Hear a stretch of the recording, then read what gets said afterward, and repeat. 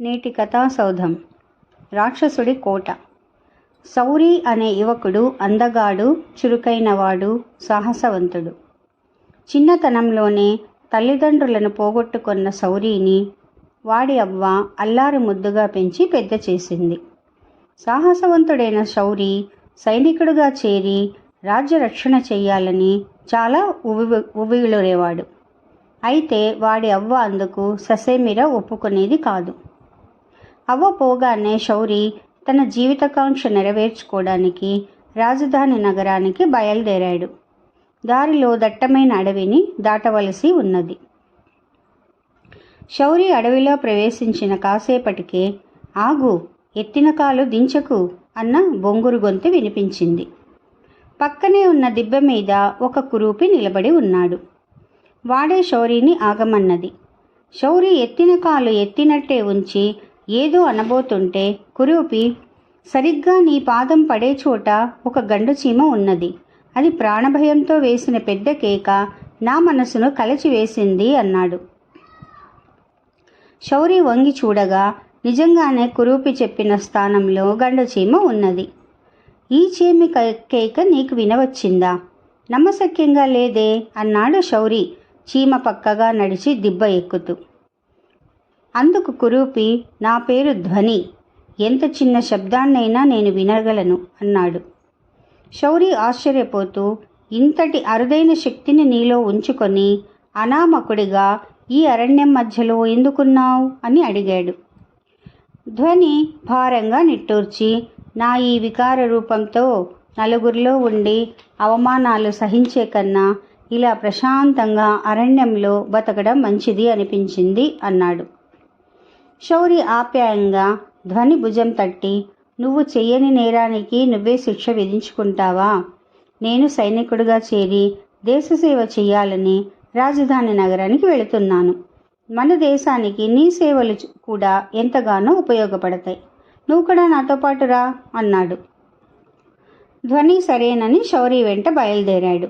మిట్ట మధ్యాహ్నం వేళ వాళ్ళిద్దరూ నీళ్ల కోసం వెతుకుతూ ఉంటే, ఎండ తీవ్రంగా ఉంది, కాసేపు విశ్రాంతి తీసుకొని వెళ్ళండి అన్న మాటలు ఒక రాళ్ల గుట్ట మీద నుంచి వినవచ్చాయి.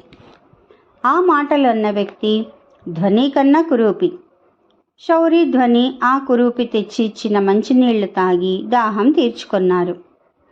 నువ్వు దుస్తుల చాటున నడుముకు బిగించుకున్న డబ్బు మూట ముడి ఒకటి ఊడింది, మరొకటి కూడా ఊడితే మూట కిందికి జారిపోగలదు, జాగ్రత్త అన్నాడు ఆ వికారి. శౌరి డబ్బు మూటను బయటికి లాగి చూశాడు. ఆశ్చర్యం, వాడు చెప్పినట్టుగా ఒక ముడి ఊడి ఉన్నది. దుస్తుల చాటునున్న డబ్బు మూట నీకెలా కనిపించింది అని శౌరి వాడిని అడిగాడు. నా పేరు దృష్టి, గోడకు అవతలు ఉన్న వస్తువులు కూడా నేను స్పష్టంగా చూడగలను అన్నాడు వికారి. ఈ జవాబుకు శౌరి చాలా ఆశ్చర్యపడి, అలాగా, ఇంత అపురూపమైన విద్య దేశానికి ఉపయోగపడకుండా పోవడం చాలా అన్యాయం. నువ్వు కూడా మాతో పాటు రాజధానికి బయలుదేరు అంటూ దృష్టిని కూడా తమతో పాటు రాజధానికి బయలుదేరదీశాడు. వాళ్ళు ముగ్గురు కొంచెం ముందుకు వెళ్ళగానే, ఆగండి, దగ్గరలోనే పులి వస్తున్న సవ్వడి వినవస్తున్నది అంటూ ధ్వని శౌరిని దృష్టిని ఆపాడు. ఇంతలో పులి పొదల చాటు నుంచి గాండ్రమంటూ వస్తూనే వాళ్ల మీదికి దూకబోయింది. మరుక్షణం ఒక పెద్ద బండరాయి రివ్వుమంటూ వచ్చి పులి మీద పడింది. ఆ దెబ్బకు పులి కింద పడి రక్తపు మడుగులో గిలగిలా తన్నుకోసాగింది. ఇదేం వింత అనుకుంటూ శౌరి తల ఎత్తి చూశాడు. పక్కనే ఉన్న బండరాళ్ల మీద ఒక కురూపి నిలబడి ఉన్నాడు. ఆ కురూపే తమ ప్రాణదాతగా గ్రహించి, శౌరి, చూడబోతే అర్భకుడిలా ఉన్నావు, ఇంత పెద్ద బండరాయిని పులి మీదికి ఎలా విసరగలిగావు అని అడిగాడు. కురూపి ఆ ప్రశ్నకు పెద్దగా నవ్వి, ఎలానా, నా కళ్ళతో, నేను కళ్ళతో శాసిస్తే ఎంతటి బండరాయి అయినా కదిలి పడమన్న చోట పడుతుంది. నా పేరు శక్తి అన్నాడు. అయితే నువ్వు మాతో రాక తప్పదు అంటూ శౌరి తన మాటల చాతుర్యంతో శక్తిని కూడా తమ వెంట రమ్మని బయలుదేరదీశాడు. నలుగురు చీకటి పడుతున్న సమయంలో ఒక ఎత్తైన కొండను సమీపించారు. ఆ కొండ మీద పాతకాలపు కోట ఒకటి ఉన్నది. కొండ దిగువన ఉన్న గుహను చూపిస్తూ దృష్టి, ఈ రాత్రికి ఆ గుహలో తలదాచుకుందాం అన్నాడు. గుహలోకి గాలి రాదు. ఈ రాత్రి కొండ మీద కనిపించే కోటలో పడుకుందాం అన్నాడు శౌరి. నలుగురు కొండ ఎక్కారు. కోట గుమ్మానికి ఉన్న తలుపు మూసి ఉన్నది. ద్వారబంధాన్నించి వందలాది గబ్బిలాలు వేలాడుతున్నవి. శౌరి తలుపు మీద గట్టిగా కొట్టగానే గబ్బిలాలు రెక్కల్ని టపటపాలాడిస్తూ అన్ని వైపులకు ఎగిరిపోయాయి. దృష్టికి కోట తలుపు వెనక ఉన్నదంతా స్పష్టంగా కనిపిస్తూ ఉన్నది. ఒక ముసలి రాక్షసుడు వంగిపోయిన నడుంతో భారంగా నడిచి వస్తున్నాడు. వాడు తలుపు పక్కనే ఉన్న గుటిలోంచి పెట్టుడు కూరలు, గోళ్ళు తీసి తగిలించుకున్నాడు. తర్వాత పెట్టుడు కొమ్ముల్ని తల మీద గట్టిగా బిగించుకున్నాడు. ఇది చూసిన దృష్టి మిగతా వాళ్లతో, ఒక ముసలి రాక్షసుడు పెట్టుడు కూరలతో కొమ్ములతో తలుపు తెరవబోతున్నాడు. ఏ పెట్టుడివైనా రాక్షసుడు రాక్షసుడే కదా, పారిపోదామా అన్నాడు. అంతలో రాక్షసుడు తలుపుకు దగ్గరగా వచ్చి, చిట్టిబాబు, సర్వాంగ సుందర, నువ్వేనా తలుపు తట్టింది అని అనుమానంగా అడిగాడు. వెంటనే శౌరి, తలుపు తెరవండి రాక్షసోత్తమ, మీ చిట్టిబాబే మమ్మల్ని పంపించింది అన్నాడు. రాక్షసుడు ఆత్రంగా తలుపు తెరిచి, మా చిట్టిబాబు ఎక్కడున్నాడు, ఎప్పుడొస్తున్నాడు, ఇంకా నా మీద కోపంగానే ఉన్నాడా అంటూ ప్రశ్నల వర్షం కురిపించాడు.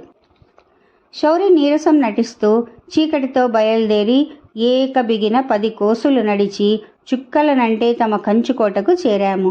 ఆయాసం, మగత, నిద్ర, నీరసంతో నేల కూలుతామేమో అని భయంగా ఉంది.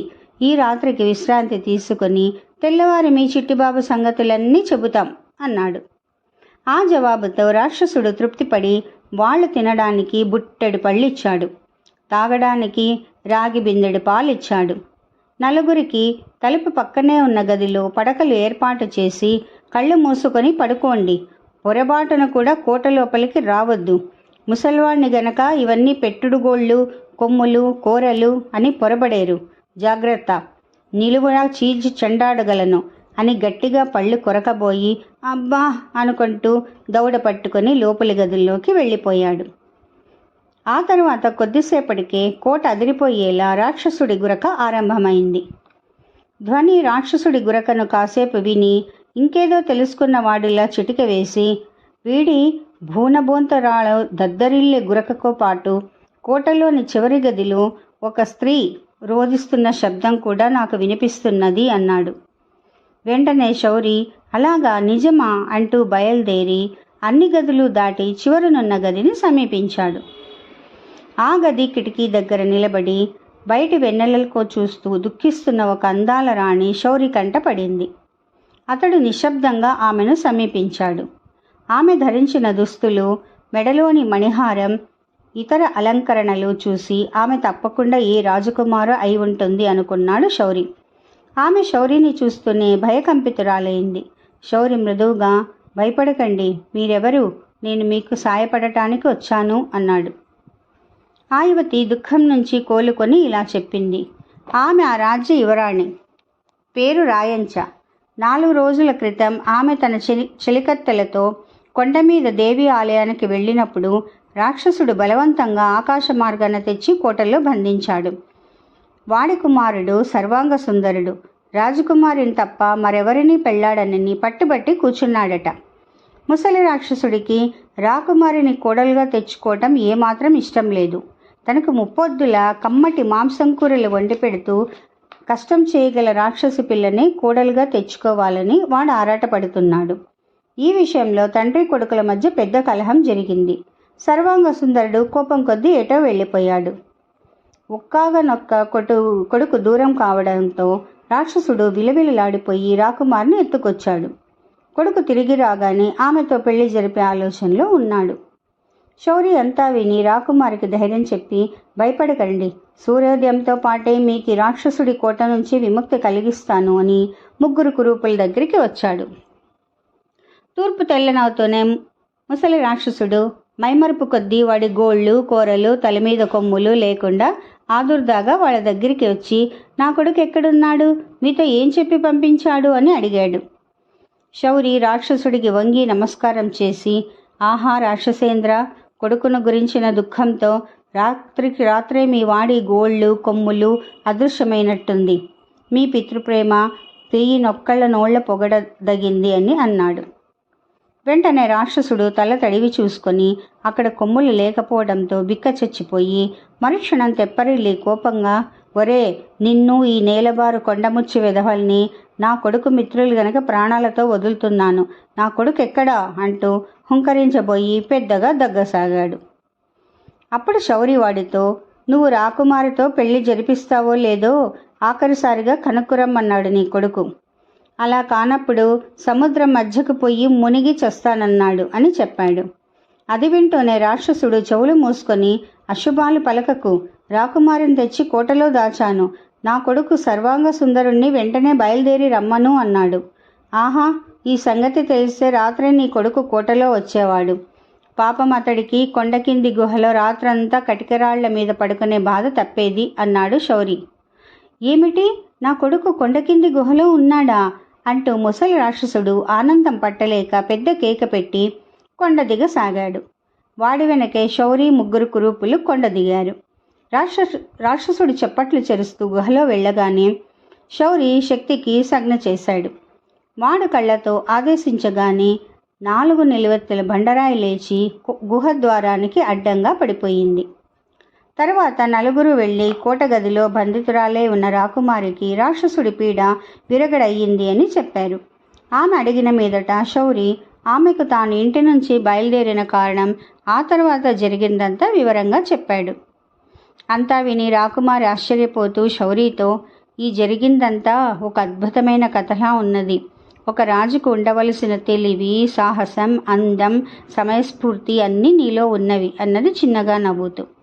తర్వాత 5గురు కొండ దిగి కొంత దూరం వచ్చాక ధ్వని వాళ్ళ నాగమని, నాకు ఏనుగు ఒకటి ఇటుగా వస్తున్న ధ్వని వినిపిస్తున్నది అన్నాడు.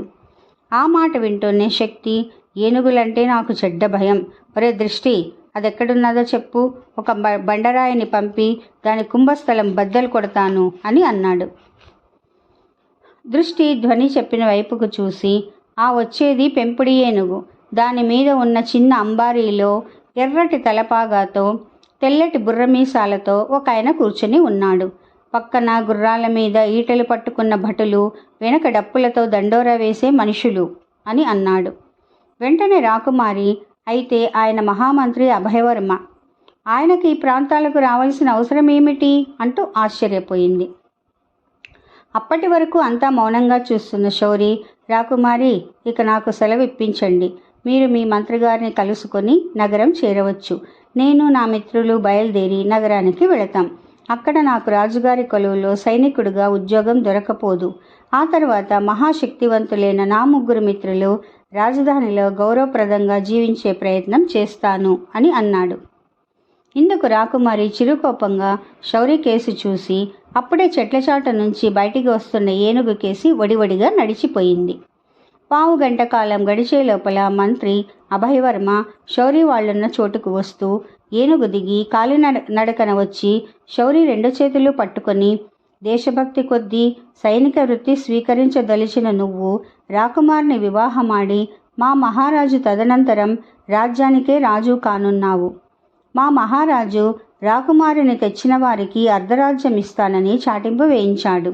రాజ్యంలో అందరికీ ఆ సంగతి తెలిసిందో లేదో అని పర్యవేక్షించేందుకు నేను స్వయంగా బయలుదేరాను. నువ్వు రాక్షసుని గెలవడమే కాక యువరాణి హృదయాన్ని కూడా గెలుచుకున్నాం. అందువల్ల భవిష్యత్తులో ఈ రాజ్యానికి నువ్వే రాజువు. పద, అంబారీలో ఆసీనుడివి కా. నీ మిత్రులు గుర్రాలెక్కి మన వెంట రాజధాని నగరం వస్తారు అని అన్నాడు.